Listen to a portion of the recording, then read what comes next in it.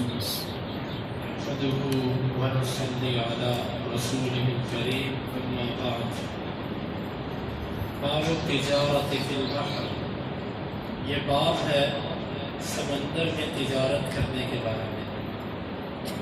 وقال مطر لا بأس به، مطر کہتے ہیں کہ سمندر میں تجارت کرنے میں کچھ حرج نہیں ہے. وما ذكره الله في القرآن إلا بحق، اور جو اللہ نے نہیں ذکر کیا قرآن میں مگر حق کے ساتھ. پھر یہ آیت پڑھی وَتَرَى الْفُلْكَ مَوَاخِرَ فِيهِ وَلِتَبْتَغُوا مِنْ فَضْلِهِ، اور آپ دیکھتے ہو کشتیوں کو وہ چیرتی ہیں اس سمندر میں تاکہ تم اللہ کے فضل میں سے کچھ تلاش کرو. امام بخاری فرماتے ہیں کہ الفلک السفن، فلک کا معنی ہوتا ہے کشتیاں. الواحد والجمع سواء، یہ لفظ ایک کشتی پر بھی بولا جاتا ہے اور زیادہ کشتیوں پر بھی برابر ہے. وقال مجاہد، اور مجاہد کہتے ہیں تبخر السفن الریح، ہوائیں کشتیاں ہواؤں کو چیرتی ہیں. ولا تبخر الریح شیئا، ہوا کو کوئی چیز نہیں چیرتی کشتیوں میں سے الا الفلک العظام، مگر بڑی کشتی. اور لیث کہتے ہیں کہ مجھے بیان کیا جعفر بن ربیعہ نے عبد الرحمن بن حرمز سے ابو ہریرہ سے اللہ کے رسول صلی اللہ علیہ وآلہ وسلم سے آپ نے بنی اسرائیل میں سے ایک آدمی کا ذکر کیا جو سمندر کی طرف نکلا، اس نے اپنی ضرورت کو پورا کیا اور پھر پوری حدیث بیان کی. مجھے بیان کیا عبداللہ بن صالح نے، وہ کہتے ہمیں بیان کیا لیث نے. امام بخاری رحمہ اللہ کے باب قائم کرنے کا مقصد یہ ہے کہ سمندر میں تجارت کرنا جائز ہے. اس سلسلے میں انہوں نے مطر الوراق جو ایک عظیم امام ہیں ان کا قول ذکر کیا کہ سمندر میں تجارت کرنے میں کوئی حرج نہیں، جائز ہے. امام بخاری کو یہ باب قائم کرنے کی ضرورت کیوں پڑی کہ سمندر میں تجارت جائز ہے؟ کیا ضرورت یہ بات لکھی ہے؟ اصل میں بعض روایات کے اندر ممانعت آئی ہے کہ سمندر کے اندر سفر نہ کرو. امام بخاری رحمہ اللہ ان روایات کے ذوق کی طرف اشارہ کرنا چاہتے ہیں کہ وہ روایات پایا صحت کو نہیں پہنچتی، یا امام بخاری رحمہ اللہ کی مراد یہ ہے کہ وہ جو روایات جن میں منع آیا ہے کہ سمندر میں سفر نہ کرو وہ بلا ضرورت ہے. آپ کو ضرورت نہیں ہے کہ ایسے سیر و تفریح کرنے کے لیے سمندر دیکھنے کے لیے آپ چلے جاتے ہیں، یہ ٹھیک نہیں ہے. ہاں آپ کی ضرورت ہے، آپ حج کے لیے جانا چاہتے ہیں، آپ سمندری سفر کر سکتے ہیں. آپ کسی اپنی ضرورت کے تحت تجارت کی غرض سے جانا چاہتے ہیں، مچھلیاں پکڑتے ہیں، آپ سمندر میں غوطہ لگا کر وہاں سے جواہرات نکالتے ہیں، یہ ضرورت ہے. تو بعض روایات کے اندر ممانعت تھی. امام بخاری یہ بتانا چاہتے تھے کہ وہ روایات ثابت نہیں، اور اگر ان میں سے کوئی ثابت ہو جائے تو اس کا مطلب یہ ہے کہ بلا ضرورت سمندر کی طرف نہ جاتا. البتہ تجارت انسان کی ایک ضرورت ہے اور اس تحت سمندر میں جایا جا سکتا ہے.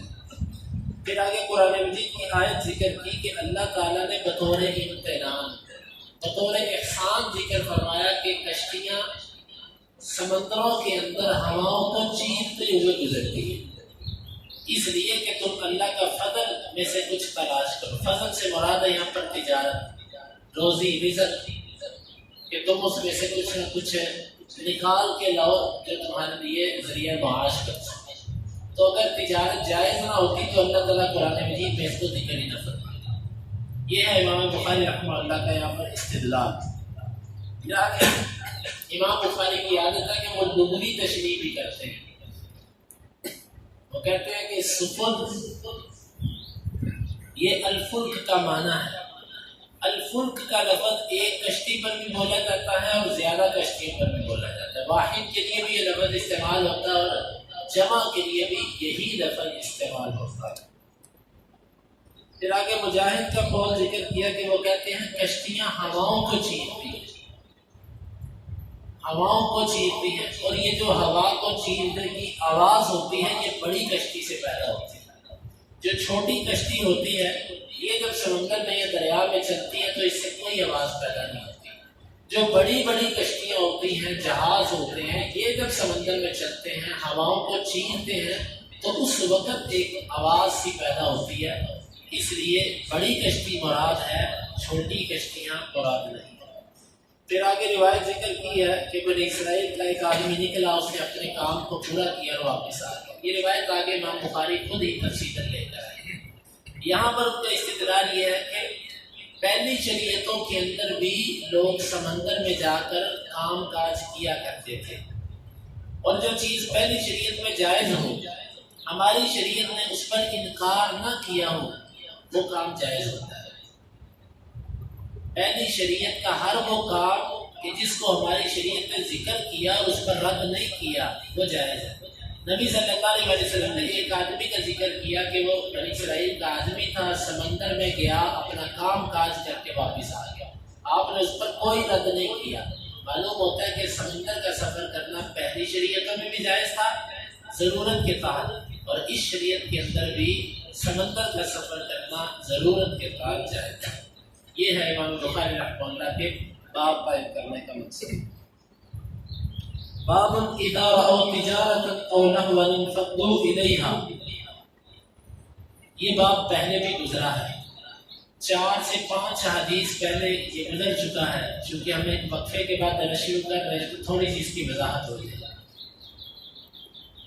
یہ باب ہے جب وہ دیکھتے ہیں تجارت کو یا کسی کھیل کو تو اس کی طرف بھاگ جاتے ہیں، اور اللہ تعالیٰ کے اس قول کے بارے میں کہ لا تلہیہم تجارۃ ولا بیع عن ذکر اللہ، اللہ کے بندوں کو تجارت یا خرید و فروخت اللہ کے ذکر سے غافل نہیں کرتی۔ قتادہ کہتے ہیں کہ کان القوم یتجرون، صحابہ کرام تجارتیں کیا کرتے تھے، ولکنہم کانوا اذا نالهم حق من حقوق اللہ لم ینہہم تجارۃ ولا بیع عن ذکر اللہ حتی یؤدوہ الی اللہ۔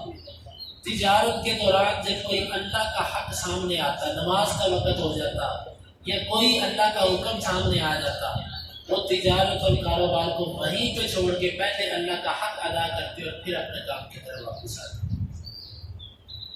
پھر حدیث ذکر کی کہ امام بخاری کہتے ہیں ہمیں بیان کیا محمد نے، وہ کہتے ہیں مجھے بیان کیا محمد بن فضل نے حسین سے، وہ سالم بن ابی الجعد سے، وہ جابر رضی اللہ عنہ سے کہ ایک قافلہ آیا اور ہم نبی صلی اللہ علیہ وسلم کے ساتھ جمعہ ادا کر رہے تھے، لوگ اس قافلے کی طرف بھاگ کے چلے گئے، صرف 12 آدمی آپ کے پاس بیٹھے رہے۔ تو یہ اللہ تعالیٰ نے آیت اتار دی وَإِذَا رَأَوْا تِجَارَةً أَوْ لَهْوًا انفضوا إِلَيْهَا وَتَرَكُوكَ قَائِمًا۔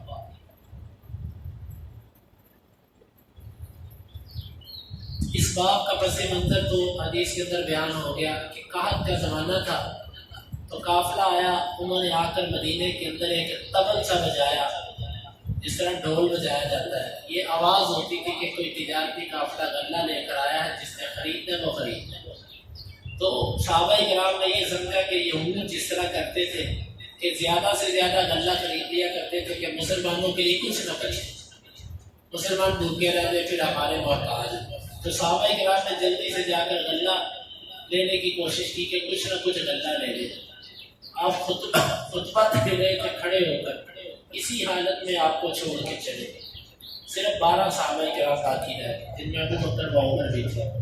اللہ تعالیٰ نے آیت اتاری کہ اگر یہ 12 بھی نہ رہتے، حدیث کے اندر آتا ہے کہ اگر یہ بھی نہ رہتے تو اللہ تعالیٰ کا عذاب آ جاتا کہ نبی صلی اللہ علیہ وسلم خطبہ دے رہے ہیں اور یہ دین کو چھوڑ کے، خطبے کو چھوڑ کے تجارت کی طرف آ گئے۔ اسی لیے اہل علم کا اجماع اور اتفاق ہے کہ جب اذان ہو جائے جمعے کی تو اس وقت تجارت حرام ہے، اور اسی طرح جب اذان ہو جائے، نماز کا وقت جب شروع ہو جائے، اس وقت بھی تجارت حرام ہے۔ یہ اتفاقی مسئلہ ہے، اس پر کوئی دو آرا نہیں ہے۔ لیکن افسوس ہے کہ آج ہم سب کے سب لوگ اس حرام کام کے اندر مبتلا ہیں۔ اس کا نتیجہ یہ کہ ہمارے کاروبار کے اندر برکت نہیں، ہماری کمائی کے اندر برکت نہیں، زندگیوں کے اندر سکون نہیں، اور جس کمائی سے ہم اپنی اولاد کو پالتے ہیں وہ اولاد ہماری فرمانبردار ہے۔ ہر طرف بے سکونی، وجہ صرف یہ کہ حرام کام کا ارتکاب کرتے کہ نمازوں کے اوقات میں تجارت ہوتی ہے، یہ حرام ہے۔ قتادہ کا قول امام بخاری نے ذکر کیا کہ صحابہ تجارت کیا کرتے تھے، جب اللہ کا کوئی حق سامنے آتا تو وہ تجارت کو چھوڑ کے پہلے اللہ کا حق ادا کرتے پھر تجارت کرتے۔ اللہ تعالیٰ ہمیں بھی ان حقوق کو ادا کرنے کی توفیق عطا فرمائے۔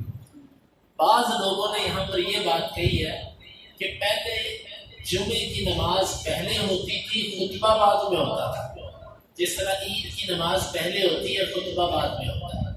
تو صحابہ کرام نماز پڑھ چکے تھے، خطبہ سن رہے تھے، انہوں نے سمجھا کہ جس طرح عید کا خطبہ ضروری نہیں ہے، جمعے کا خطبہ بھی ضروری نہیں ہے، تو اس لیے وہ اٹھ کے چلے گئے، لیکن یہ روایت ضعیف ہے۔ امام ابو داؤد نے المراسیل کے اندر اس کو ذکر کیا، اس کی سند ضعیف ہے، اس لیے اصل یہی ہے کہ جمعے کا خطبہ پہلے تھا اور نماز بعد میں۔ اللہ تعالیٰ نے اس پر زجر کیا۔ خلاصہ یہ نکلا اس باب کا کہ نمازوں کے اوقات میں تجارت کرنا حرام ہے۔